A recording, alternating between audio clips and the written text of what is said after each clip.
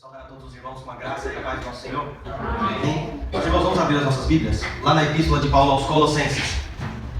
Com a ajuda de Deus, hoje nós terminaremos esse capítulo. Nós vamos ler do versículo 16 até o 23 e assim encerrar as nossas meditações neste capítulo. Colossenses 2, do 16 ao 23, este é o texto base da nossa meditação de hoje. Todos encontraram? Para a leitura, os irmãos acompanhem suas Bíblias. Nós estamos usando a mesma tradução, provavelmente. Então vamos ler com bastante atenção, ouvir o que a palavra de Deus nos diz. Colossenses 2, do 16 ao 23, diz assim: Ninguém, pois, vos julgue por causa de comida e bebida, ou dia de festa, ou lua nova, ou sábados. Porque tudo isso tem sido sombra das coisas que haviam de vir, porém o corpo é de Cristo. Ninguém se faça árbitro contra vós, pretextando humildade e culto dos anjos, baseando-se em visões, enfatuado, sem motivo algum, na sua mente carnal. E não retendo a cabeça, da qual todo o corpo, suprido e bem vinculado por suas juntas e ligamentos, cresce o crescimento que procede de Deus. Se morrestes com Cristo para os rudimentos do mundo, porque como se vivesses no mundo, vos sujeitais a ordenanças, não usei isto, não proves aquilo, não toques aquilo outro, segundo preceitos e doutrinas de homens. Pois que todas essas coisas com o uso se destroem. Tais coisas, com efeito, têm aparência de sabedoria, como culto de si mesmo e de falsa humildade, e de rigor ascético. Todavia não tem valor algum contra a sensualidade. Amém. Essa é a palavra de Deus. Oremos. Senhor, estamos reunidos como povo teu, no teu dia, neste lugar dedicado a Deus, para a adoração ao Senhor, e nós somos gratos por isso, ó Deus. Nós te louvamos, nós te bendizemos, porque esse é o motivo pelo qual nós existimos, ó Deus. Nós existimos para te adorar, para te servir, para seguir os teus caminhos, ó Deus. Que o Senhor, Pai, nos guie em toda a verdade. Que o teu Espírito nos ilumine, para que nós possamos glorificar o teu nome, ouvindo e obedecendo a tua santa lei. Essa é a nossa oração em Cristo. Amém. Amém. Meus irmãos, muitas vezes nós encontramos uma tendência bastante estranha em nós mesmos e às vezes em outros cristãos também. Em vez de nós desfrutarmos da liberdade que Jesus Cristo conquistou por nós na cruz, muitas vezes nós adotamos um tipo de cristianismo, um tipo de religiosidade que é escravizante. Ao invés de nós desfrutarmos da plena liberdade que a palavra de Deus nos dá, nós colocamos sobre nós fardos que a palavra de Deus não pretende que nós carreguemos. Muitas vezes, irmãos, nós vivemos um tipo de religiosidade que oprime, que aprisiona. Nós muitas vezes, irmãos, não vivemos de acordo com o que está escrito em Colossenses 1,13, de acordo com a libertação que Jesus Cristo nos dá através da sua morte. Isso é estranho, irmãos. É estranho saber que Cristo comprou a nossa liberdade e nós, com a nossa tendência pecaminosa, tendemos a andar por um caminho de servidão, de escravidão.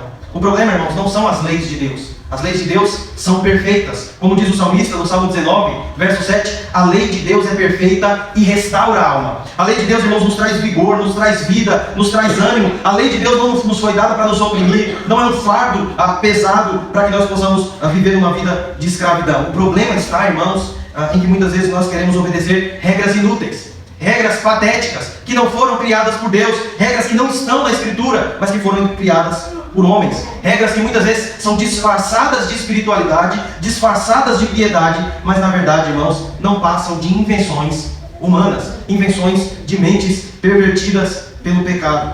É justamente, irmãos, por essa razão que muitos ímpios zombam de nós, olham para a nossa fé como algo chato, monótono, tedioso, opressivo, porque de fato muitas pessoas hoje, meus irmãos, muitos cristãos seguem preceitos e regras que são tradições de homens. Jesus Cristo não entregou a sua vida para nós nos submetermos a uma escravidão renovada. Jesus Cristo não morreu por nós, irmãos, para nos fazer viver uma vida de opressão. Essa era a vida que nós vivíamos antes. Antes da conversão nós éramos escravos da vontade de Satanás. Nós éramos escravos da vontade da carne. Nós andávamos segundo os costumes deste mundo. Mas agora, irmãos, em Cristo nós somos livres. É verdade, irmãos, que nós devemos obedecer a sua lei, devemos a total lealdade ao nosso Senhor Jesus Cristo, mas isso, irmãos, não se configura numa vida de escravidão. Jesus Cristo ele troca de fardo conosco, ele pega o nosso fardo pesado e nos dá um fardo que é leve. Ele nos faz, irmãos, descansar do nosso cansaço e da nossa opressão. Isso fica claro no convite que Jesus Cristo faz a todos nós. E é curioso, irmãos, olhar para essa realidade e olhar para esse texto e ver, irmãos, que mesmo estando preso, Paulo, quando escreveu esse texto, estava preso em Roma, ele tem aqui explicar aos Colossenses o significado da liberdade.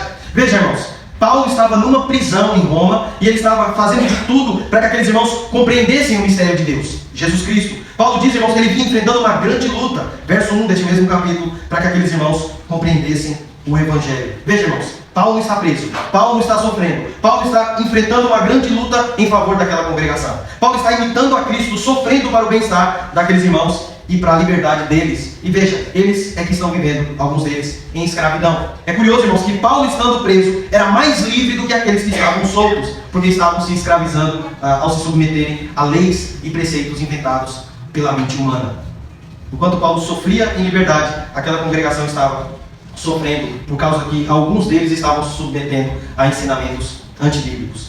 Nesse trecho, irmãos, Paulo traz aqui 3 advertências a 3 heresias que apareceu aqui entre os colossenses. Paulo mostra como aqueles falsos mestres pensavam e combate, explica o erro daquelas doutrinas. Os falsos mestres, irmãos, estavam ensinando que a observância das leis cerimoniais do Antigo Testamento, leis como a guarda dos sábados, guarda das festas judaicas, circuncisão, dietas, eles estavam ensinando que isso eram práticas obrigatórias. Eles estavam dizendo aos colossenses, vocês precisam guardar todas essas festas, todos esses costumes judaicos. E Paulo combate essa doutrina. Paulo combate esse legalismo, essa ideia de que para ser salvo, para receber a aprovação de Deus, nós devemos que cumprir uma listinha de regras. Paulo é contra este ensinamento, irmãos, explicando que a explicação dessas leis se encontra na pessoa de Cristo. Cristo é a pessoa que foi representada por essas coisas. Visto que elas apontavam para Cristo, apontavam para a vinda dele, uma vez que ele veio, meus irmãos, elas não eram mais necessárias. Paulo vai mostrar isso nos versículos 16 e 17. Depois, meus irmãos, outra heresia que surge aqui entre os colossenses era a incorporação de práticas pagãs no culto. Muitos estavam trazendo costumes de cultos pagãos para o culto cristão e Paulo combate esse misticismo, esse sincretismo, essa mistura de outras religiões com o culto cristão. Paulo faz uma defesa aqui da santidade da liturgia. Ele faz isso nos versículos 18 e 19. E além disso, irmãos, além do legalismo, além do misticismo, eles estavam ensinando o ascetismo. Alguns falsos mestres estavam ensinando que para que os cristãos se aproximassem mais de Deus, eles deveriam abrir mão de alguns prazeres.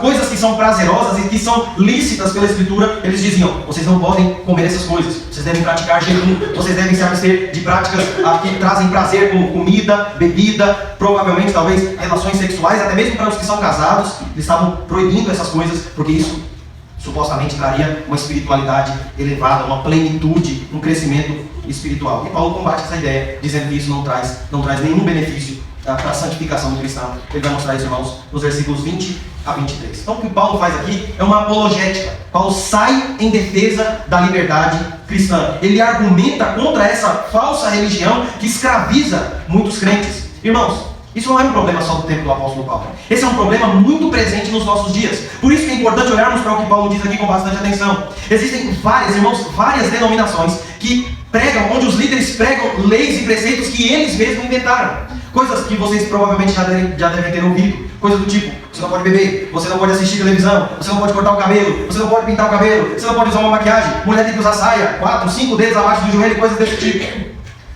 Esses tipos de doutrinas, irmãos, esse tipo de ensinamentos não contribuem em nada para a nossa santificação. Não nos fazem mais espirituais, não nos fazem mais crentes, não nos tornam melhores que ninguém, não nos dá piedade. E Paulo vai mostrar isso aqui. E nós devemos olhar para o que Paulo diz com bastante atenção para que nós possamos aplicar isso para as nossas vidas. Primeira advertência de Paulo, como eu disse, é contra o legalismo. Versículos 16 e 17. Paulo diz: ninguém, pois, vos julgue por causa de comida e bebida, ou dia de festas, ou lua nova, ou sábados. Porque tudo isso, todas essas práticas, têm sido sombra das coisas que haviam de vir, porém o corpo é de Cristo. O legalismo, irmãos, como eu disse, se refere a essa abordagem que enfatiza a observância de leis cerimoniais, costumes, regras, rituais que os judeus praticavam e que foram abolidos com a vinda de Cristo. Jesus Cristo não veio abolir a lei moral, mas com a sua vinda, as leis cerimoniais não são mais necessárias. Existem várias leis, irmãos, cerimoniais no tempo bíblico, no Antigo Testamento, em que, por exemplo, se um homem tocasse num defunto, num morto, ele estaria impuro. A mulher, no seu período menstrual, ela era considerada impura, né? E todas essas práticas foram abolidas com a vinda de Jesus Cristo. Não comer carne de porco e coisas desse tipo, porque tudo isso apontava para algo que viria no futuro. E ele veio, é o nosso Senhor Jesus Cristo. Por isso essas coisas não são mais necessárias. Paulo se mostra, irmãos, totalmente avesso ao legalismo, por entender que, por mais que essas leis e esses rituais ocuparam um papel importante na história da redenção, na história bíblica, eles nunca foram a causa da salvação. Esse era o real problema, irmãos. os falsos mestres estavam ensinando isso aqui como um meio de salvação. Eles estavam dizendo, se vocês guardarem esses preceitos, essas leis, vocês serão salvos. Irmãos, mesmo na antiga aliança, mesmo no tempo em que essas leis estavam em vigor, ninguém era salvo por elas. Ninguém nunca foi salvo pela lei. Nós sempre fomos salvos pela graça. Muitos de nós, às vezes, pensamos, de forma errada, é claro, que no Antigo Testamento, os judeus, o povo de Deus, era salvo por meio da lei. E no Novo Testamento, com a vinda do nosso Senhor Jesus, o povo agora é salvo pela graça. E isso não é verdade, irmãos. Mesmo os personagens do Antigo Testamento, eles foram todos salvos pela graça. A salvação nunca é por obras. Até mesmo aqueles sacrifícios, aquelas coisas que eles faziam, apontavam para uma realidade futura. E era a fé deles nessa promessa, no Messias que viria, que trouxe a eles a salvação. Nenhum homem, em nenhum momento, foi salvo por obras. Leia Hebreus capítulo 11, você vai ver que os personagens do Antigo Testamento são mostrados ali naquela galeria da fé, que eles foram salvos não por obras, não por sacrifícios, mas pela fé. Abraão é chamado no Novo Testamento de pai da fé. Então veja, irmãos, em momento algum o homem é salvo por causa de obras, por causa de práticas, leis e regras que ele segue. O propósito principal do legalismo, irmãos, daqueles falsos mestres que estavam se infiltrando naquela igreja, era o de convencer os colossenses que a observância dessas leis traria a salvação. E se não trouxesse a salvação, pelo menos tornariam eles crentes mais perfeitos, crentes mais plenos. Em outras palavras, irmão, o que eles estavam dizendo é que aqueles que não cumprissem essas regras seriam cristãos de segunda categoria. Quem não guardasse as leis judaicas seria um cristão meia boca. Era isso que eles estavam ensinando. E Paulo, irmãos, vem e refuta esse argumento. A advertência de Paulo é bastante direta. Paulo diz, ninguém, pois, vos julgue por causa dessas coisas, por causa dessas práticas. Ninguém seja juiz perante vocês por causa desses usos e costumes. Paulo alertou a igreja, irmãos, para garantir que os membros não cedessem a essas filosofias, porque aqueles homens, como Paulo já mostrou em versos anteriores, que eles eram bastante persuasivos. Eles argumentavam muito bem, eles eram convincentes.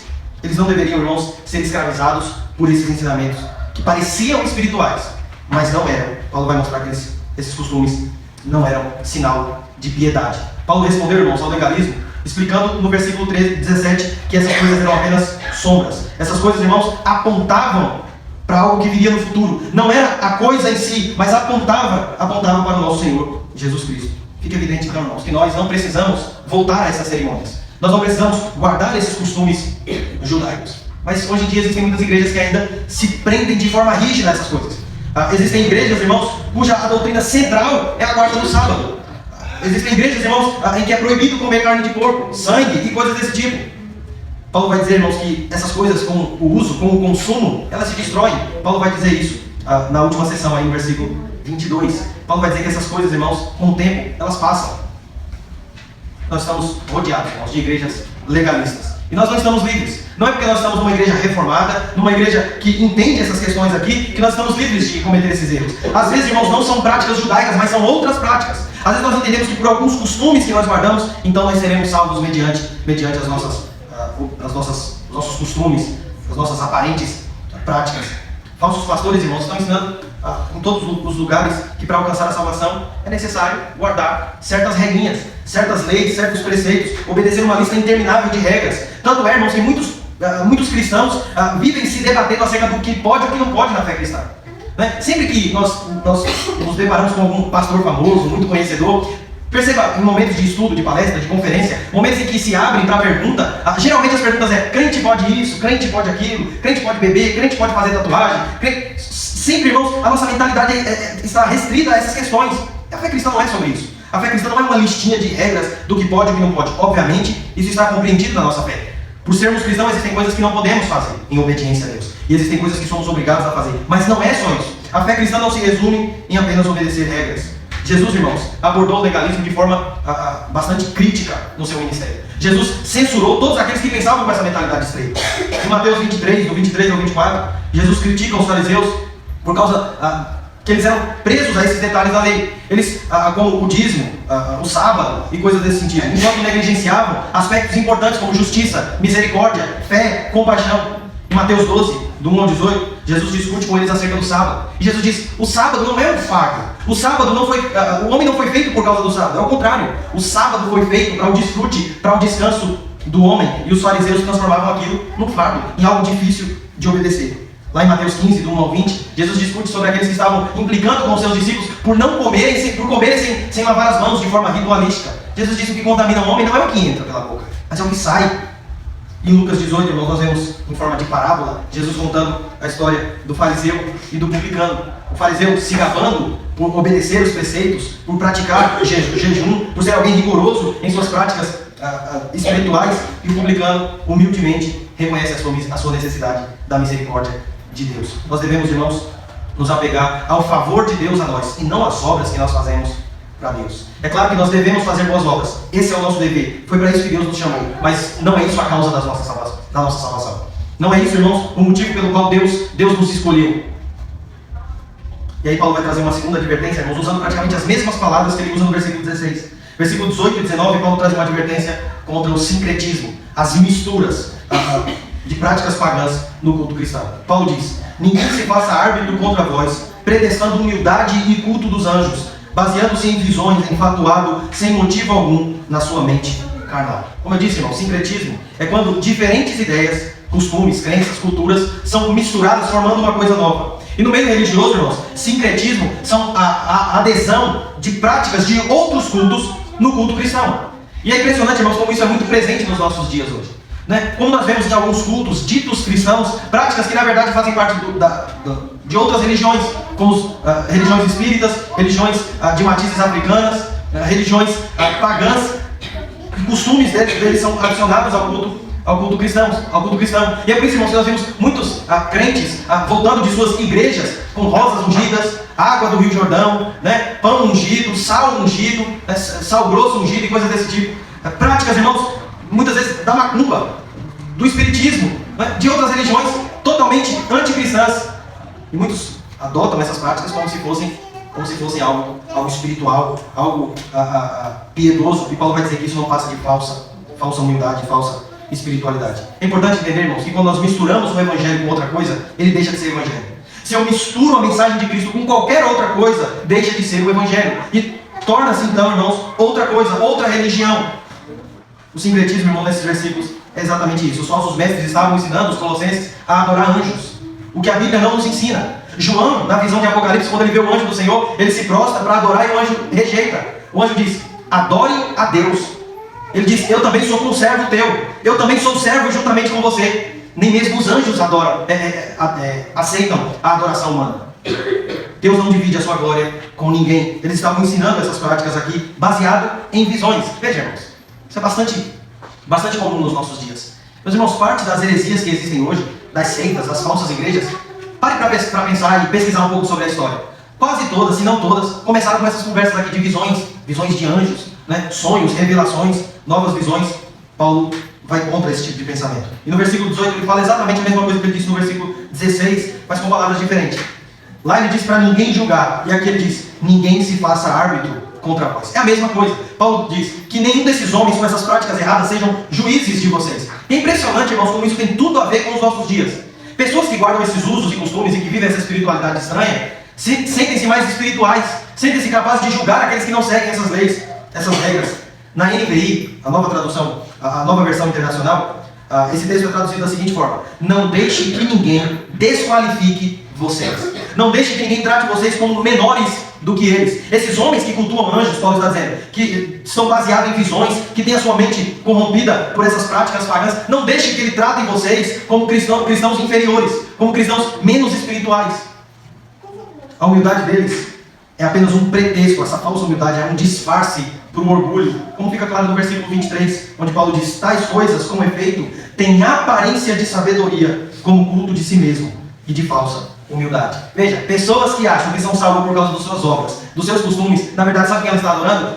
A si mesmo. Ela está servindo a si mesmo, a sua própria vontade. Esses líderes da falsa religião que adoravam anjos e adotavam eles pensavam que os anjos ocupavam um papel de mediador. Como nós vemos hoje em dia, há muitos que adoram os santos do passado, né? Adoram Maria como se ela fosse uma mediadora entre nós e Deus. Era mais ou menos esse pensamento que os falsos mestres tinham. Paulo vai dizer que eles estavam enfatuados e sem motivo. Paulo usa essa palavra, irmãos, essa frase, para revelar a atitude de ostentação deles. Eles se achavam melhores, eles se achavam mais espirituais, mais piedosos e reivindicavam todo o conhecimento da verdade em relação aos demais. Paulo vai chamar eles de falsos piedosos, falsos humildes. Paulo usa, irmãos, uma analogia aqui no versículo 19 do corpo para ilustrar a sua aplicação aqui dessa doutrina, dessa sua defesa que ele faz. Assim como as juntas e os ligamentos, nós podemos ver isso aí no versículo 19, ela mantém o corpo unido, em crescimento, funcionando da forma correta. O corpo espiritual de Cristo, meus irmãos, a igreja é unido através da conexão que nós temos com Ele, com Jesus Cristo, que é o cabeça do corpo. Quando alguém se desconecta do corpo, quando alguém vive a fé cristã ao seu modo, automaticamente ela deixa de fazer parte do corpo de Cristo. A mensagem aqui é clara, irmãos. A pessoa que deixa de depender de Cristo para a sua salvação e para a sua caminhada cristã não faz parte mais do corpo de Cristo. Veja, irmãos, nenhum membro funciona fora do corpo. Se você retirar alguma parte do seu membro, a sua mão, por exemplo, se ela não estiver num ambiente de refrigeração, se ela estiver totalmente deslocada do seu corpo, ela vai morrer, ela vai apodrecer, ela vai perder a vida. Essa analogia do corpo para a igreja, irmãos, é perfeita. Se eu, em algum momento da minha vida, disser eu vou ser crente, separado da igreja, separado do povo de Deus, eu vou morrer, eu vou ser excluído do corpo de Cristo. É isso que aconteceu com os falsos mestres aí. Ao adotar outras formas de culto, ao adotar outras doutrinas, ao guardar os costumes que não tem nada a ver com a salvação, eles deixaram de fazer parte do corpo de Cristo. Paulo traz esse alerta aqui para que outros irmãos da igreja de Colossos não fossem junto com esses homens, não caíssem nessas armadilhas. Paulo mostra isso, irmãos, como eu já disse no versículo 4, no versículo 8, ele estava preocupado para que aqueles irmãos não caíssem na mentira. E a terceira advertência, irmãos, de Paulo é contra o ascetismo. Versículos 20 a 23, Paulo combate essa doutrina do ascetismo. E como eu disse, irmãos, ascetismo é um estilo de vida que envolve a renúncia de certos prazeres materiais, de certos confortos. As pessoas que seguem esse costume dizem o seguinte: se eu jejuar, se eu me guardar de certas práticas prazerosas, boas, eu vou ser mais espiritual, eu vou ser mais santo, eu vou conseguir vencer melhor o pecado. Se eu abrir mão dessas coisas, eu vou ser mais fortalecido na fé. E alguns colossenses estavam seguindo essa prática. Nesse caso aqui, irmãos, essa era uma prática totalmente pagã. No começo, o legalismo que Paulo combate eram práticas que os falsos mestres estavam pegando do judaísmo, da tradição cristã, da Escritura, do Antigo Testamento. Mas aqui é diferente. Isso aqui, irmãos, não é tirado da Escritura. O ascetismo é uma prática totalmente pagã. E eles tentam trazer isso e conseguem, ao que parece, convencer alguns daqueles cristãos. Eles estavam seguindo esses costumes, vivendo em abstinência. Não posso comer certa comida, não posso beber certas coisas, tem que abrir mão de relações conjugais. Até mesmo aqueles que já eram casados, é provável que estavam praticando esse tipo de coisas. Eles praticavam, alguns deles, é provável, meus irmãos, a autoflagelação, né? Machucavam o próprio corpo, pensando que isso tornaria eles mais espirituais. Estavam seguindo um estilo de vida abstêmio, ascético, sem abrindo mão de todos os prazeres, vivendo uma vida minimalista. E eles achavam que isso traria a eles um nível superior em relação aos demais crentes. E Paulo diz que tudo isso é besteira. Paulo se opõe a essa visão, irmãos, mostrando que a fé cristã não está em ter uma vida de abstinência, não está em abrir mão de prazeres pura e simplesmente. Para Paulo, irmãos, uma pessoa que não desfruta das coisas boas que Deus criou não é mais espiritual do que quem faz isso. Se nós, por algum momento, pensarmos que somos melhores que outros cristãos porque abrimos mão de coisas boas, nós estamos enganados. O ascetismo, irmãos, é uma heresia antiga. E durante a Idade Média, distorceu muitas coisas da igreja. A Igreja Católica Romana, no início, e até os dias de hoje, irmãos, adotou essa visão do ascetismo também.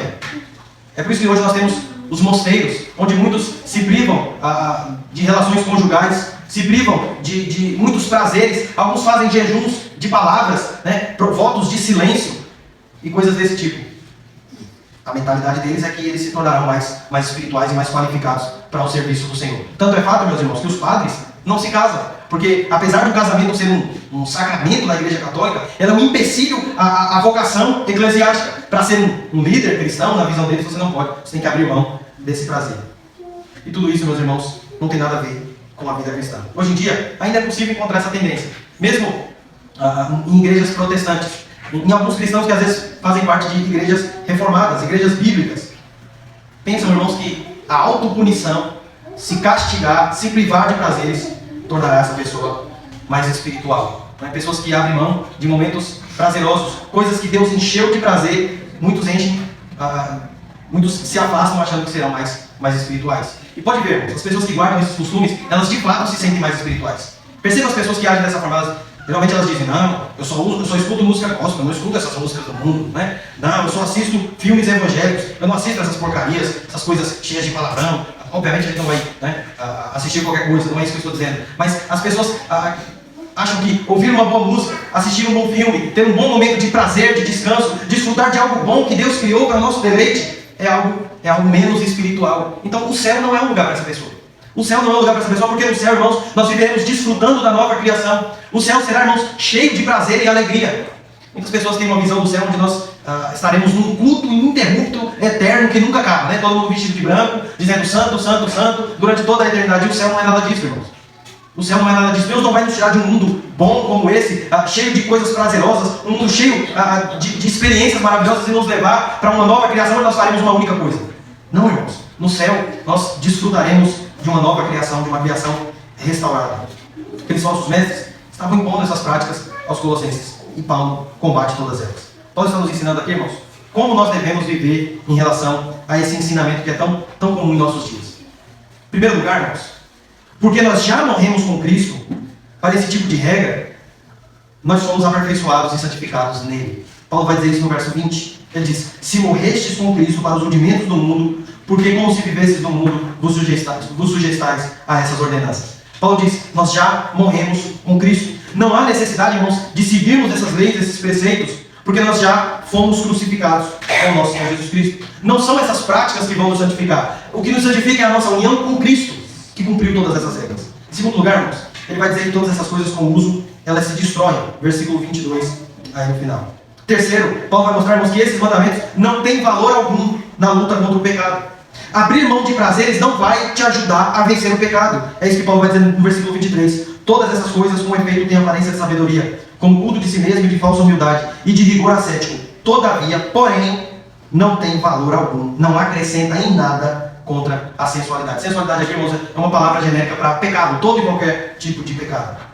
Só há uma coisa, irmãos, nesse mundo que nos faz vencer o pecado. Só há uma coisa nesse mundo, irmãos, que nos traz a salvação, que nos reconecta com o nosso Deus. É a nossa união com Jesus Cristo. Através da sua morte e da sua ressurreição é que realmente nós temos o poder para vencer o pecado. Somente, irmãos, através da nossa união com Cristo é que nós recebemos a salvação pela graça, mediante a fé. Qualquer outra coisa, qualquer outra doutrina, qualquer outra regrinha para alcançar a salvação não passa de um fardo desnecessário e que nós não precisamos carregar. Irmãos, nós não temos a obrigação de seguir regras que não são bíblicas. E infelizmente muitos líderes cristãos caem nesse erro de obrigar a congregação, as suas ovelhas, a seguir regras que ele mesmo inventou. Nós não estamos, irmãos, autorizados a obedecer esse tipo de coisas. Lembremos do dia que nós professamos a nossa fé. Nos foi perguntado, irmãos, se nós estaremos dispostos a obedecer à liderança da nossa igreja à medida em que esta for fiel às Escrituras. Você não estará quebrando esse juramento se você desobedecer uma regra que não faz parte da Escritura. Se algum líder cristão lhe mandar fazer algo que não é bíblico, não faça. Isso não acrescenta em nada na nossa espiritualidade. Amém, irmãos? Que Deus nos ajude a entender que a salvação é um presente de Deus a cada um de nós. E não há nada que nós possamos fazer para sermos aprovados por Deus. Isso acontece por meio da nossa união com Cristo. Amém? Vamos orar, vamos agradecer a Deus. Em seguida nós vamos recitar o credo dos apóstolos.